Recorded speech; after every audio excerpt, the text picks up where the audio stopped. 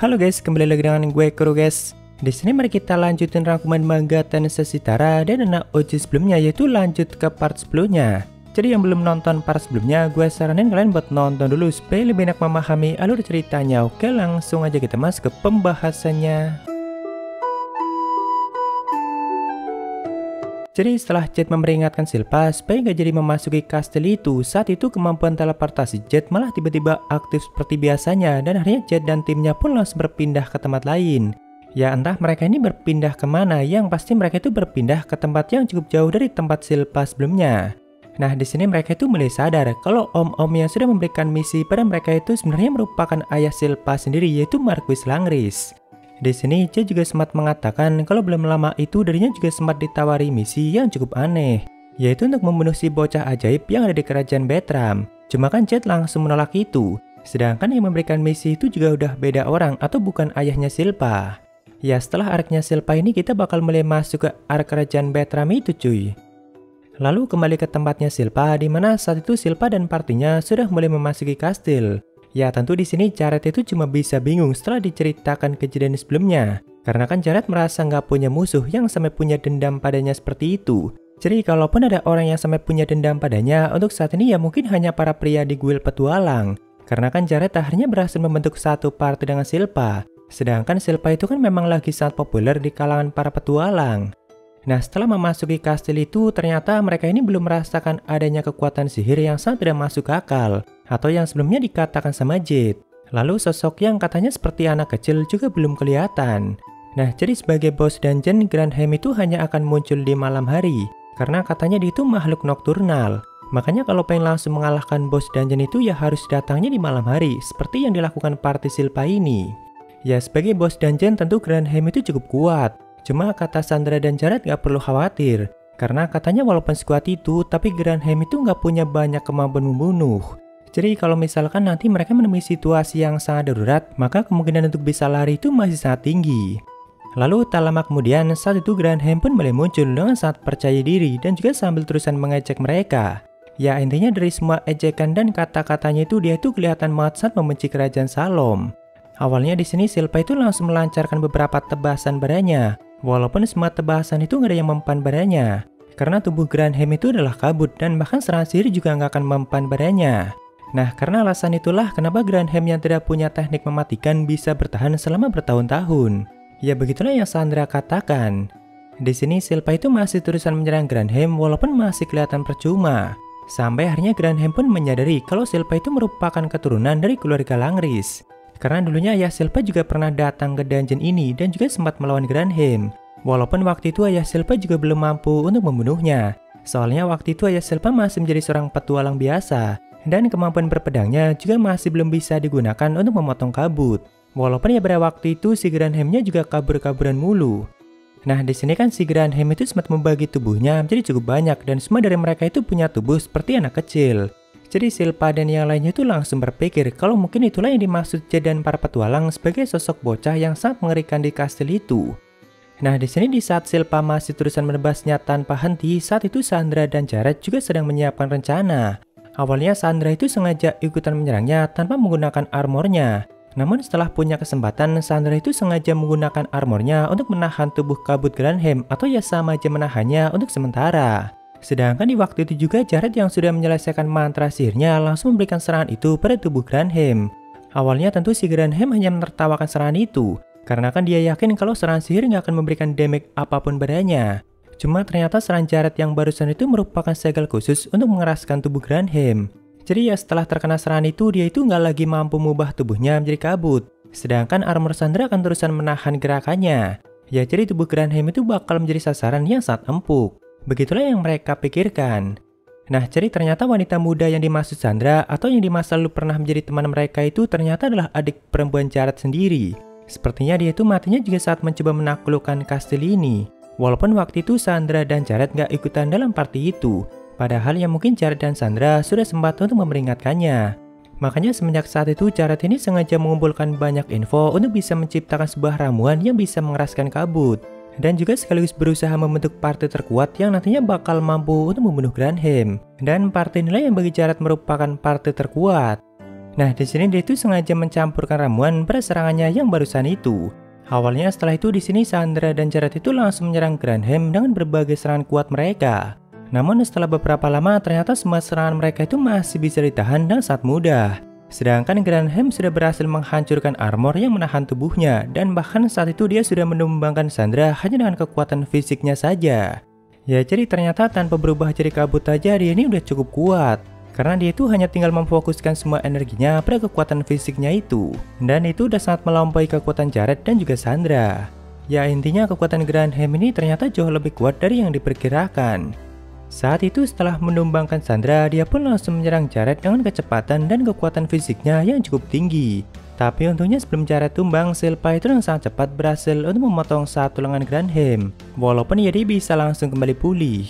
Nah, ternyata di sini Silpa itu sudah melepaskan semua armor Langrisnya. Makanya gerakannya bisa sangat cepat seperti itu. Karena ternyata armor Silpa itu sangat berat. Bahkan di masa lalu armor Langris itu sebenarnya pernah dipajang di taman kota. Jadi semua orang bisa menyentuh dan juga melihatnya. Tapi kan semua orang berpikir kalau armor itu memang dipajang secara permanen. Karena yang mencoba untuk mengambilnya nggak ada yang kuat untuk mencabutnya.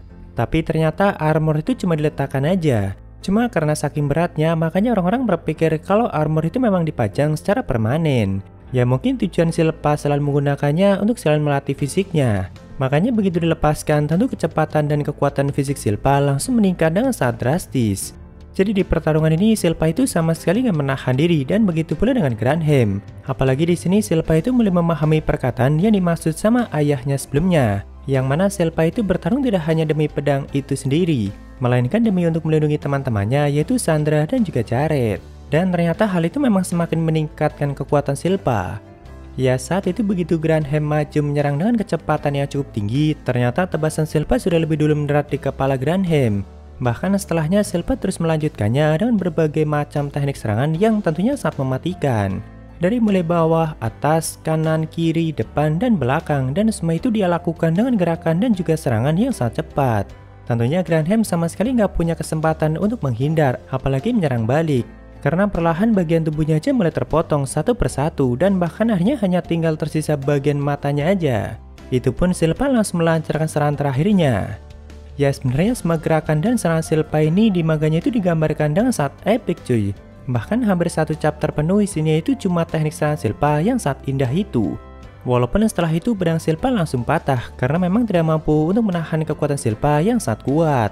Nah tapi ternyata si Grantham ini masih belum lenyap dan saat itu dia pun berhasil untuk keluar dari kastil itu.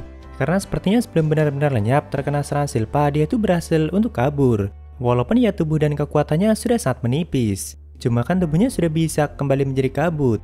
Nah, tapi ternyata di luar kastil itu ada ayah Silpa yang memang sengaja memantau Silpa dari kejauhan.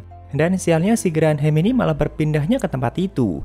Jadi ya setelah Marquis melancarkan satu tebasan santainya, akhirnya Grantham pun langsung lenyap untuk selamanya. Ya kalau dulu saat masih menjadi petualang biasa kan ayah Silpa masih belum mampu untuk memotong tubuh kabut Grantham. Cuma saat ini dia melakukan itu dengan sangat mudah. Grantham pun sempat bingung kenapa tubuh kabutku bisa dipotong. Lalu si Marquis pun menjawab kalau hanya memotong kabut aja nggak bisa, mana mungkin aku bisa menjadi sang kapten kesatria kerajaan Salom. Ya tentu ayah Silpa datang ke tempat ini memang khawatir dan juga sekaligus pengen melihat perkembangan Silpa. Walaupun setelah melihat perkembangan Silpa yang cukup memuaskan itu, dia pun kembali pergi dari tempat itu. Oh ya, ayah Silpa ini juga sempat mengatakan kalau kelompok yang kusewa sebelumnya sepertinya merupakan anak-anak muda yang sangat baik. Jadi nantinya aku akan bilang pada guild petualang untuk mempercayai mereka. Lalu kembali ke dalam kastil, dimana saat itu Silpa dan yang lainnya berniat untuk langsung kembali atau keluar dari kastil itu. Soalnya Sandra juga sangat membutuhkan perawatan. Cuma kan baru aja mereka mau jalan, tiba-tiba Silpa itu menerima sebuah serangan di bahunya. Lalu setelah itu muncul sosok bocah lelaki yang sepertinya merupakan sosok monster yang sebelumnya diceritakan sama Jade. Jadi sebenarnya dia ini merupakan monster yang diciptakan sama Grantham sendiri. Atau ya sama aja anaknya yang dia namai sebagai Granvania. Bahkan sebenarnya dia itu lebih kuat dari Grantham sendiri. Cuma kan walaupun begitu Granvania ini nggak mampu untuk membunuh Grantham karena tubuh kabutnya yang sangat merepotkan itu. Makanya di sini dia itu sangat berterima kasih pada mereka yang sudah berhasil membunuh Grantham untuk selamanya. Jadi kan si Granvania ini bisa menguasai kastil itu sepenuhnya. Di sini Granvania juga sempat menceritakan kalau sebenarnya Grantham itu menyiapkan kastil ini untuk menyambut sosok itu. Ya, jadi awalnya Granhem menciptakan kastil Dungeon ini kan karena kebenciannya pada kerajaan Salom. Tapi setelah merasakan adanya sosok yang sangat kuat itu, Granhem jadi punya tujuan yang baru, yaitu bakal mempersembahkan kekuatan dan semua yang dia punya untuk menyambut kedatangan sosok itu. Ya, jadi simpelnya di masa lalu Granhem itu sempat merasakan adanya ledakan kekuatan yang sangat dahsyat, yang mana hal itu merupakan kelahiran dari sosok yang dia maksud itu. Bahkan karena saking dahsyatnya, makanya hanya segelintir orang saja yang mampu merasakan itu. Karena memang saking dahsyatnya ledakan kekuatan itu dan bahkan sampai merubah atmosfer sihir itu sendiri. Makanya Granhem pun gak bisa mengetahui titik pusatnya. Apalagi setelah ledakan dahsyat itu kekuatannya langsung menghilang atau lebih tepatnya langsung disembunyikan. Tentu sebenarnya dia ini juga gak tahu siapa sosok itu. Dia taunya kalau sosok itu sudah lahir di kerajaan Salom. Cuma kan dia sangat yakin kalau sosok yang baginya sangat agung itu yang bakal menguasai dunia ini. Makanya demi menyambut kedatangannya, Granhem pun bakal mempersembahkan semuanya. Bagi Granhem hanya ada satu kata yang bisa mendeskripsikan kelahiran dari sosok yang sangat agung itu, yaitu munculnya kegelapan. Ya, sebenarnya sosok agung yang dimaksud itu adalah Lloyd. Karena sepertinya momen kelahiran Lloyd itu sempat menciptakan fenomena yang sangat mengerikan seperti itu. Walaupun Granvania yang diceritakan hal itu malah sama sekali nggak percaya. Dia malah menganggap kalau si Granhem itu udah mulai ngelantur dan mulai putus asa. Tapi akhir-akhir itu Granvania selalu mengirimkan gelombang sihir yang sangat tipis ke wilayah Salom yang juga penuh dengan niat membunuh. Karena kan siapa tahu sosok yang dimaksud Granhem itu memang beneran ada. Dan kalau memang dia sehebat yang dikatakan, harusnya dia itu bisa merasakan pesan yang dikirimkan Granvania lewat gelombang sihir yang sangat tipis itu. Nah, di sini di saat Granvania sedang menceritakan semua itu, Silpa dan Jared juga sambil bisik-bisik untuk membuat rencana supaya bisa kabur dan keluar dari kastil itu. Karena mereka memang udah nggak punya energi lagi untuk melawan Granvania yang bahkan lebih kuat dari Granhem. Apalagi kondisi Sandra sudah sangat memburuk. Cuma kan ternyata Granvania mampu mendengar pembicaraan mereka dengan sangat jelas. Jadi saat itu Granvania pun langsung menyerang mereka dengan cukup kuat. Cuma kan Silpa dengan cepat langsung mendorong Sandra dan Jared supaya nggak sampai ikutan terkena serangan itu. Jadi hanya Silpa yang terkena serangan itu dan saat itu dia pun sampai terlempar ke bawah kastil itu. Bahkan Silpa aja sudah sempat berpikir kalau mungkin ini merupakan akhir baginya. Namun ternyata tanpa disangka-sangka saat itu ada satu anak kecil yang menangkapnya dari bawah. Dan tentu anak kecil itu adalah Lloyd. Ya, di momen inilah Silpa itu semakin terpesona dan juga semakin kagum pada sang pangeran ketujuh.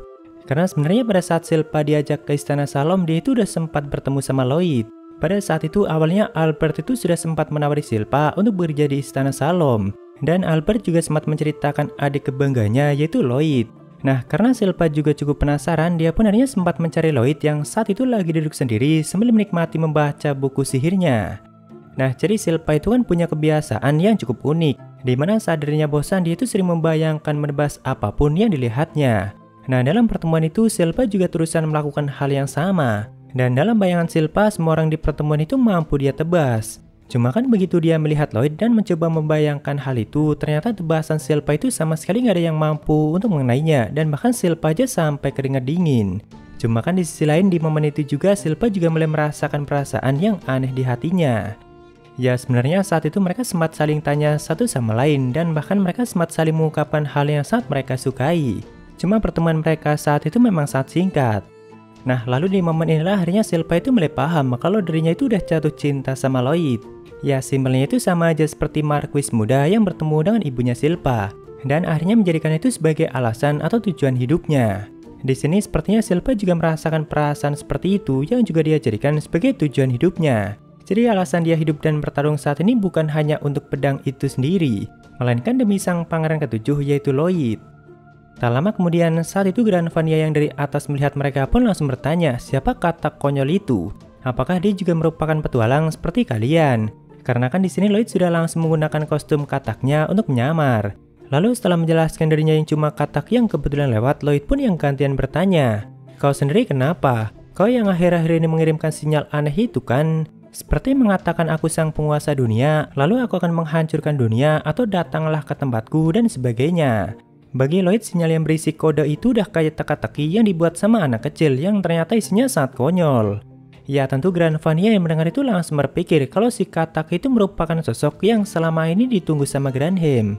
Karena buktinya dia mampu merasakan dan juga memecahkan semua kode itu. Ya, karena bagi Granvania itu merupakan sinyal dan kode yang hanya bisa dirasakan sama makhluk yang benar-benar kuat.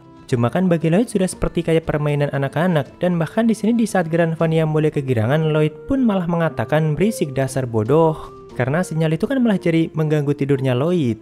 Di sini Granvania yang semakin kegirangan pun mulai menciptakan salah satu serangan terkuatnya yang katanya itu merupakan batasan tertinggi dari sihir. Bahkan karena saking pedenya dia itu sempat menyebut dirinya sebagai puncak tertinggi dari semua orang yang ada di dunia itu. Padahal ya bagi Lloyd dia itu nggak lebih dari monster tingkat kroco. Karena bahkan Lloyd menghancurkan serangan itu hanya menggunakan fireball biasa dan itu tanpa menggunakan mantra. Walaupun ya memang Lloyd lupa untuk menahan kekuatannya. Jadi ya fireball itu nggak hanya menghancurkan serangan dahsyat Granvania, tapi juga mematahkan kastil itu dan juga sampai melenyapkan Granvania untuk selamanya. Ya tentu di sini Silpa itu sempat melihat semuanya, cuma kan dia tetap sengaja memanggil Lloyd dengan sebutan Tuan Katak. Setelah itu Lloyd pun langsung menyembuhkan semua luka Silpa, Sandra, dan juga Jared. Lalu setelahnya dia langsung kembali pergi meninggalkan tempat itu. Nah jadi sebagian kastil ini kan di atas laut. Makanya layaknya seperti Katak, Lloyd itu kembali melompat ke laut untuk pulang. Walaupun ya Sandra sempat bertanya, memang Katak itu hewan laut. Ya pokoknya intinya yang sudah menyelamatkan mereka itu Tuan Katak yang cuma kebetulan lewat. Walaupun Tuan Katak itu sudah berhasil merebut hati Silpa. Jadi setelah mereka kembali ke kuil petualang dan Silpa sudah kembali mengukur kekuatannya di bola kristal, saat itu Silpa itu langsung buru-buru pergi menuju Istana Salom untuk menjadi pelayan di sana, yaitu pelayan dari sang pangeran ketujuh. Bahkan pedangnya aja sampai dia tinggal. Sedangkan di waktu ini juga Silpa sudah resmi menjadi seorang petualang rank A. Katarina yang melihat sikap Silpa yang tidak biasa itu aja sampai bingung. Apa yang sudah terjadi sama kalian saat menaklukkan kastil itu? Ya sepertinya Sandra dan Jared juga lumayan paham apa yang sudah terjadi dengan Silpa. Makanya di sini mereka pun hanya mengatakan, kurasa kita tidak akan bertemu lagi dengannya untuk sementara waktu. Karena bahkan benda yang biasanya tidak mungkin dia lupakan aja sampai dia tinggal. Ya soalnya Silpa emang udah ngebet banget pengen ketemu sama Lloyd. Cuma kita lanjutkan di part selanjutnya guys. Jadi mungkin segitu aja untuk pembahasan kali ini. Dan jika ada kesalahan gue minta maaf. Kalian bisa koreksi aja di bawah. Thank you yang udah mampir, sampai ketemu di video lainnya. Salam kru guys.